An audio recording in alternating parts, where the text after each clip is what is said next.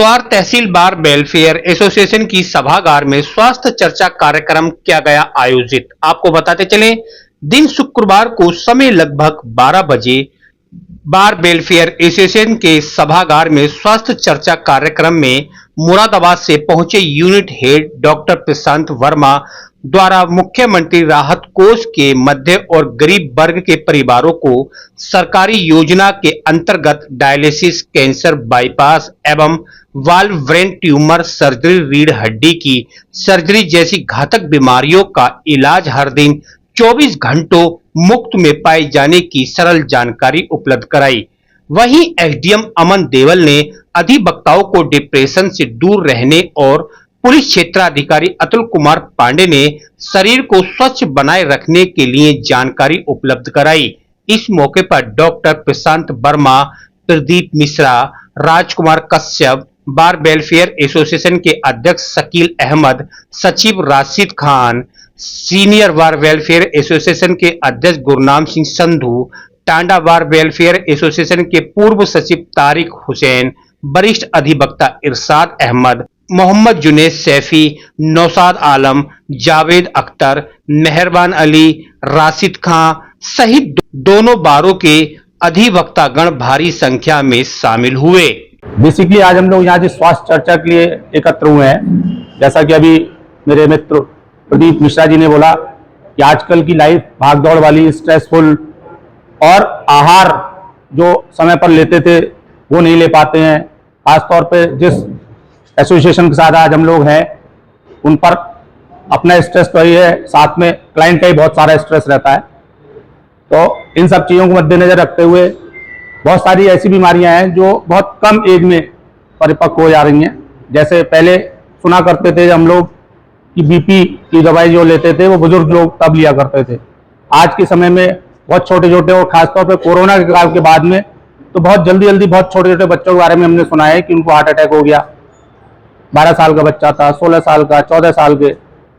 तो इन सब चीज़ों को देखते हुए हमको अपने स्वास्थ्य पर बहुत ध्यान देना है। इसके लिए अब किया क्या जाए, उसके लिए हम लोगों ने एक योजना निकाली आप सभी लोगों के लिए, जिसको हम प्रिविलेज कार्ड कहते हैं। इसकी अपनी अपनी फैसिलिटीज हैं, जैसे ओपीडी फ्री है आपके लिए भी, आपके परिवार के लिए भी। जांचों पर भी कुछ छूट है, दवाइयों पर भी कुछ छूट है। तो ये वो चीजें हैं जिनसे आप कम से कम होगा तो पहुंचेंगे। तो दूसरा, हम अपने स्वास्थ्य को कभी भी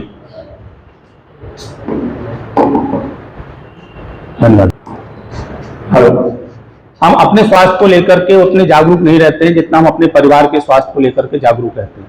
अगर हमारे परिवार में कोई भी आदमी बीमार हो, माता पिता, बच्चे और भी कोई, तो हम उनको लेकर के ज्यादा सजग होते हैं और उनके लिए दौड़ते भागते भी। तो इन सब चीजों को मद्देनजर रखते हुए इस योजना का शुरुआत किया गया। दूसरा, हमारे यहाँ एक नई योजना जो अभी रिसेंटली इंट्रोड्यूस हुई है, चीफ मिनिस्टर रिलीफ फंड। वो लोग, क्योंकि हम बहुत सामाजिक हैं, हम जितने लोग यहाँ बैठे हैं सब लोग समाज के साथ में अग्रणी भूमिका निभाते हैं। बहुत सारे ऐसे लोग हमसे जुड़ते हैं जिनके पास आयुष्मान योजना नहीं है, कोई योजना नहीं है, गरीब है, इलाज कराना है, पैसे हैं नहीं। तो ऐसे लोगों के लिए सीएम फंड योजना शुरू करी गई। मुरादाबाद में सिर्फ हमारे अस्पताल के पास में वो योजना है। तो आपके पास ऐसे भी कोई लोग हों जिनके लिए आप चाहते हैं कि हम उनकी मदद तो करना चाहते हैं, लेकिन करें तो करें कैसे, इलाज बहुत महंगा है, तो वो सीएम फंड से इलाज संभव है। थोड़ा सा मैं अस्पताल के बारे में बताता हूँ आपको। बेसिकली ये ऑर्गेनाइजेशन शुरू हुई थी 2011 में, तब नाम था इसका सिग्नस। 10 हॉस्पिटल के साथ शुरुआत हुई थी। 2019 में अमर उजाला ग्रुप की हेल्थ सब्सिडरी है उजाला, उसके साथ कोलैबोरेशन हुआ। आज की डेट में टोटल 23 हॉस्पिटल है, दिल्ली, हरियाणा, उत्तरांचल, यूपी, श्रीनगर, और रिसेंटली शुरू किया है एक्सपेंशन उड़ीसा में। तो टोटल मिलाकर के 23 हॉस्पिटल की चेन है, जिसमें हर हॉस्पिटल में, और हर हॉस्पिटल टायर 3 और टायर 4 सिटीज में ही है। टायर 1 और टायर 2 में कोई भी हॉस्पिटल खोला ही नहीं गया। बेसिकली मिशन ये था और विजन भी ये था कि वो शहर जहां पर सुविधाएं हैं ही नहीं, सुपर स्पेशलिटी सुविधाएं नहीं है। मैं इससे पहले हरियाणा में था, डॉक्टर ने रेफर कर दिया तो बहुत सारे लोग वहां तक पहुंचते ही नहीं। उन लोगों के लिए वो सुविधाएं कि आपको कम से कम एक फर्स्ट एड मिल जाए, आप उस लायक हो जाए कि आप किसी और बड़े शहर में जाकर के इलाज करा पाए, या यहाँ पर भी सुविधा है, आपका मन है तो यहाँ भी इलाज करा सकते हैं। इसलिए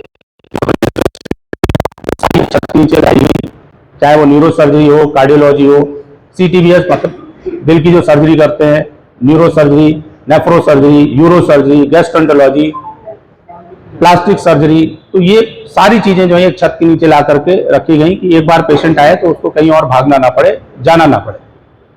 तो हॉस्पिटल में ये सारी सुविधाएं मौजूद है। एक बेसिक सुविधाएं होती है, मेडिसिन, ऑर्थो, गायनी, ENT, आई, ये सारी सुविधाएं ऑलरेडी हैं। तो ये सारी चीजों को आप लोगों के साथ शेयर करने के लिए और आपके लिए हम क्या करना चाहते हैं, इसको शेयर करने के लिए आज इस स्वास्थ्य चर्चा को रखा गया था। अब मैं अपनी वाणी को विराम देते हुए प्रदीप जी से आग्रह करूंगा कार्यक्रम को आगे बढ़ाएं। धन्यवाद। कार्डियक सर्जन जो 24 घंटे अगर अवेलेबल है वो उजाला सिग्नस ब्राइट स्टार के पास है। हमारे यहाँ कार्डियक सर्जरी दिल्ली जाने की जरूरत नहीं है, मेरठ जाने की जरूरत नहीं है, 24/7 कार्डियक सर्जन इज अवेलेबल। इसी के साथ मैं परम आदरणीय SDM सर से निवेदन करूंगा कि हमारे आदरणीय CO सर से निवेदन करूंगा कि सर अपने कुछ वचनों से, अपने अनुभवों से, अपने आधिकारिक अनुभवों से हमारा मार्गदर्शन करें कि हम लोग चूंकि पुलिस विभाग से हैं, आप जहां पर स्वास्थ्य पर सबसे ज्यादा ध्यान दिया जाता है, इसलिए आपसे निवेदन करूंगा कि इस पर कुछ चर्चा करें। धन्यवाद संचालक महोदय। ये आज मुझे जब जानकारी मिली कि आज स्वास्थ्य चर्चा प्रोग्राम हो रहा है और तहसील में हो रहा है और जितने भी हमारे बाढ़ के सम्मानित अधिवक्ता बंधु हैं उनके लिए हो रहा है और श्रीमान उप जिलाधिकारी महोदय इस कार्यक्रम में अध्यक्षता करेंगे, जब मुझे जानकारी मिली तो मुझे बड़ी खुशी हुई और मैं ये सोच भी रहा था कि इसके संदर्भ में मैं डॉक्टर साहब से निवेदन भी करूंगा कि ऐसा ही एक कार्यक्रम, ऐसी वर्कशॉप थाने पे भी अगर हो जाए तो जो हमारे जो पुलिस के जवान हैं, जो हमारे पुलिस के अधिकारी हैं, उनका भी फायदा हो जाएगा, उनका भी बेनिफिट हो जाएगा। मित्रों, ये तो हॉस्पिटल के बारे में आपको जानकारी मिली कि कहाँ पे स्थित है, क्या क्या सेवाएं सुविधाएं देता है।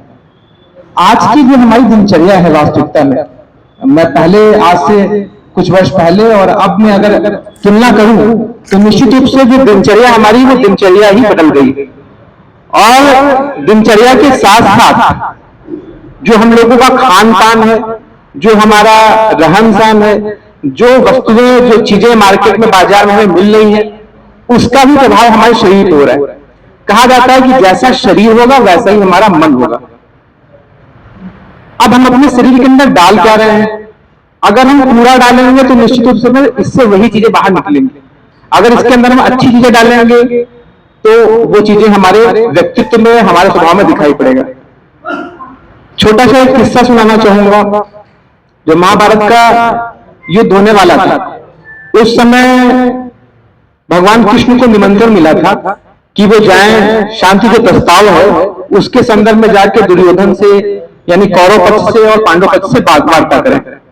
पांडव पक्ष की तरफ से वो गए थे। जब वो गए तो दुर्योधन ने उनको अपना खाना खिलाने के लिए बुलाया। तो ये कहते हैं कि जैसा खाना रहेगा वैसे ही आपकी सोच हो जाएगी। तो उन्होंने वहां पर खाना खाने के लिए मना कर दिया क्योंकि वो भोजन तामसी भोजन था। तो जिस तरीके का भोजन, बाद में फिर उन्होंने विदुर क्या भोजन लिया। विदुर जो थे नीति के बहुत बड़े नीतिज्ञ माने गए, वहां उन्होंने भोजन लिया और बाद में दुर्योधन ने उनसे पूछा भी, जानना भी चाहा, तो उन्होंने बताया इसके बारे में। तो सबसे महत्वपूर्ण तो हमारा भोजन है, हमारा खाद्य पदार्थ जिसका हम सेवन कर रहे हैं, वो सात्विक है, तामसिक है, किस प्रकृति का है। आपने देखा होगा आजकल जो यंग जनरेशन है वो पिज्जा बर्गर में बहुत ज्यादा फोकस हो गई है। तो ये जो पिज्जा बर्गर वाला जनरेशन, जो पिज्जा बर्गर का जो बहुत ज्यादा अतिशय प्रयोग करना, इसका प्रयोग से हो क्या रहा है कि जो आंतों संबंधी दिक्कतें हैं, जो स्टमक की प्रॉब्लम है वो लगातार हो रही है। आप देखिए अपच की समस्या लगातार बढ़ रही है और जो पेट है, जो आपका स्टमक है, वो एक तरीके का मध्य प्रदेश टाइप का है। वो सारी बीमारियों की जड़, सब चीजों का केंद्र बिंदु वही है। अगर किसी व्यक्ति का पेट ठीक से साफ नहीं हुआ तो दिन भर वो परेशान रहेगा, उसका मन भी अस्थिर रहेगा, बेचैन रहेगा, परेशान रहेगा। इसी से जुड़ा हुआ हमारा मस्तिष्क भी है। और डॉक्टर साहब अच्छे से बताएंगे कि जो हमारा मस्तिष्क है ये न्यूरॉन कोशिकाओं से बना होता है। न्यूरॉन कोशिकाएं जो होती हैं ये मनुष्य के शरीर की सबसे यूनिक कोशिका होती है। पैदा होने के समय ही ये बनती है न्यूरॉन कोशिकाएं, और एक बार जब न्यूरॉन कोशिकाएं बन जाती हैं तो फिर वो भविष्य में कभी नहीं बनेंगी, यानी केवल वन टाइम वाला सिस्टम है आप न्यूरॉन कोशिकाओं का। तो आपको अपने मस्तिष्क को, अपने सर को भी सुरक्षित रखना है। आमतौर पर मैं कई बार जो हम लोगों के वर्कशॉप होते हैं मैं वहां बताता हूं कि जागरूकता के साथ साथ अगर हम लोगों के जो नियम कानून बने हुए हैं अगर इसको हम पालन करें, जैसे हेलमेट, एक छोटा सा उदाहरण देखिए कितना सिंपल सा है।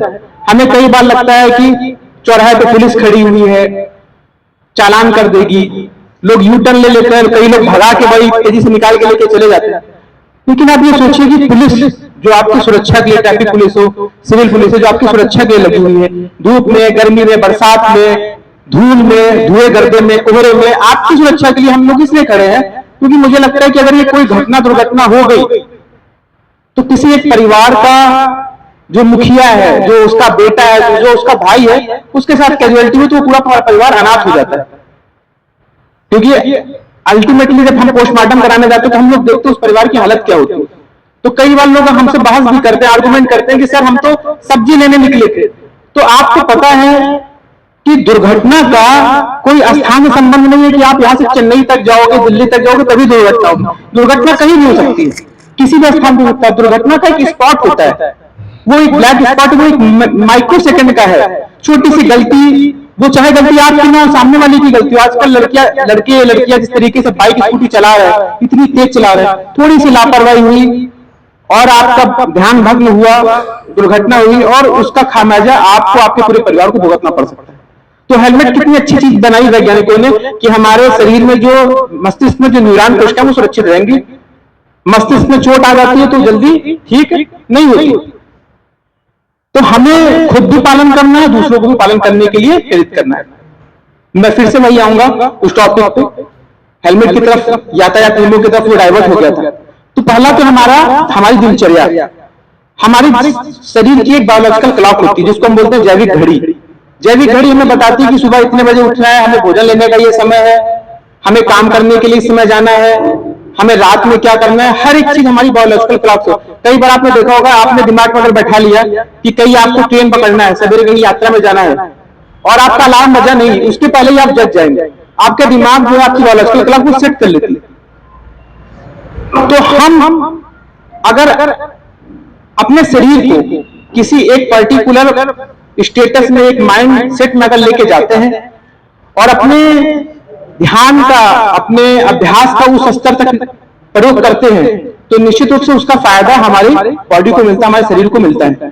इसमें बहुत इंपॉर्टेंट चीज ये है दिनचर्या के साथ साथ ये है कि जो योग और प्राणायाम जो हम लोगों की पारंपरिक चिकित्सा पद्धति है उसका हम ज्यादा से ज्यादा प्रयोग कर सकते हैं। 1 घंटा आप इतना समाज के लिए कर रहे हैं, 23 घंटा आप दुनिया के लिए निकाल रहे हैं, अपने क्लाइंट के लिए कर रहे हैं, लोगों को न्याय दिलवा रहे हैं। न्याय व्यवस्था का एक महत्वपूर्ण भाग है। 1 घंटा हम लोग अपने लिए निकालें, उसी तरीके से 1 घंटा आप कम से कम अपने लिए निकालिए। क्योंकि अगर आप स्वस्थ रहेंगे तभी आप अपने काम को अच्छे से परफॉर्म कर पाएंगे, अपनी ड्यूटी को अच्छे से कर पाएंगे। हमारा स्वस्थ रहना जरूरी है। अगर हम स्वस्थ नहीं है तो हम अपने काम को पूर्ण मनोयोग से नहीं कर पाएंगे। तो अगर आप योग और प्राणायाम करेंगे, हल्की फुल्की एक्सरसाइज करेंगे, जॉगिंग करेंगे तो बहुत अच्छा लगेगा। मुझे तो ये भी लगता है कि अध्यक्ष जी यहाँ पर तो ये भी लगेगा संधू साहब, शकील भाई, की एक बढ़िया सा बार की तरफ से ही कुछ छोटा सा जिम टाइप का हो जहां पे लोग कम से कम जाएं, कुछ फिजिकल एक्टिविटी वगैरह करें, कुछ फिजिकल एक्टिविटी करें, कुछ इस तरीके का मेडिटेशन। हम जैसे सीओ पुलिस लाइन थे तो वहां पर हमने किया था। आर्ट ऑफ लिविंग एक संस्था है, आर्ट ऑफ लिविंग से हमने कोऑर्डिनेशन किया।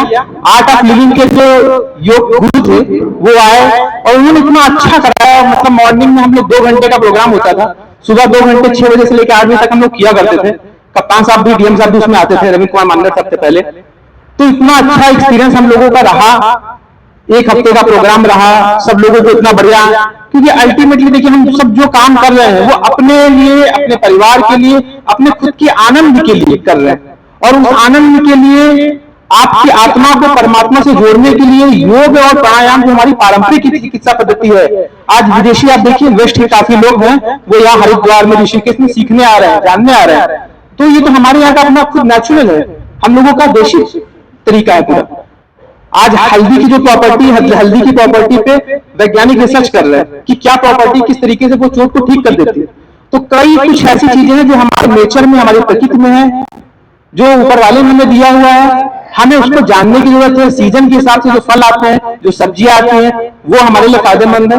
और ये चीजें हमें अपने साथ साथ जो हमारे आगे आने वाली पीढ़ी है, जो हमारे बच्चे हैं, उनको भी बताना, उनको भी समझाना है। स्वस्थ दिनचर्या के लिए बहुत जरूरी है कि हम सभी लोग खुद भी अच्छी आदतों का पालन करें और दूसरे भी लोग जो हैं उनको भी अच्छी आदतों का पालन करने के लिए प्रेरित करें। बहुत बहुत धन्यवाद, थैंक यू। दोनों बार एसोसिएशन के सौजन्य से स्वास्थ्य चर्चा में पधारे हमारे सीओ साहब, दोनों बार के अध्यक्ष साहब, सचिव साहब, हमारे डॉक्टर साहब जो मुरादाबाद से आए हैं, इतनी दूर से आए हैं और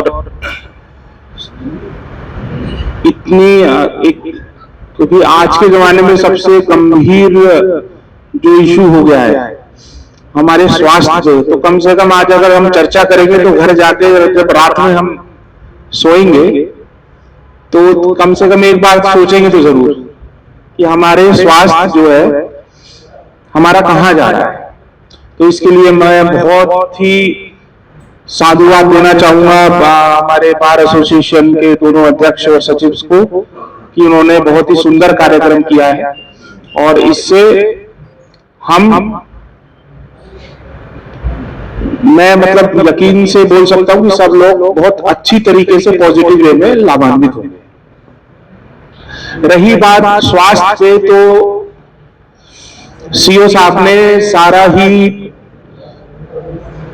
जो स्वास्थ्य पे चर्चा है एक ही भाषण में टोटल उसको कवर कर दिया है। तो इसके साथ साथ मैं और आगे कहना चाहूंगा कि WHO का डेटा है कि मोर देन 1/3 मतलब पूरे वर्ल्ड के 35% से ज्यादा व्यक्ति डिप्रेशन की चपेट में है, जो एक मेंटल हेल्थ है हमारी, उसके बारे में बहुत ही कम चर्चा होती है। क्योंकि अगर कोई गांव में या आसपास में, या आप भी अधिवक्ता हैं, आप भी अगर डिप्रेशन से जूझ रहे होंगे, जो कि एक बहुत ही नॉर्मल चीज है, तो उसमें क्या होगा कि साहब आदमी को स्वयं फील होगा कि साहब मैं तो अधिवक्ता हूं यार, लोग क्या सोचेंगे कि मैं खुद डिप्रेशन से जूझ रहा हूं। या फिर गांव में कोई डिप्रेशन से जूझता है, एंजाइटी होती है किसी व्यक्ति को, तो वो इसलिए नहीं बताता कि भाई लोग क्या सोचेंगे, समाज क्या सोचेगा। फिर हमको जो है वो एक एज अ टैग कर दिया जाएगा कि भाई ये वकील साहब पागल वकील साहब है, या भाई ये आदमी पागल है। तो डिप्रेशन की बीमारी अब तो बहुत खुल के आ गई है। जब से सुशांत सिंह राजपूत उनका केस सामने आया था, तो हमारा ये कहना है क्योंकि हमारी जॉब में, प्रशासनिक में सीओ साहब और जितने भी पुलिस वाले हैं, पुलिस विभाग से हैं, वो हम लोग और आप लोग, क्योंकि काम का इतना प्रेशर रहता है, आपको काम भी देखना है, अपनी फैमिली भी देखनी है, 50 तरीके की चीजें, क्लाइंट भी आ रहा है आपके पास, आपको रोज सुना रहा है हिसाब साहब हमारा ये काम है या ये है वो है, तो उस चीज से मेंटल प्रेशर बहुत पड़ता है। और वो मेंटल प्रेशर कन्वर्ट होगा एंजाइटी में, एंजाइटी कन्वर्ट होगी डिप्रेशन। ये सिंपल सा एक प्रोसेस है। और वो चीज कहां से आएगी? आपके वर्क लाइफ बैलेंस जब खराब हो जाएगा,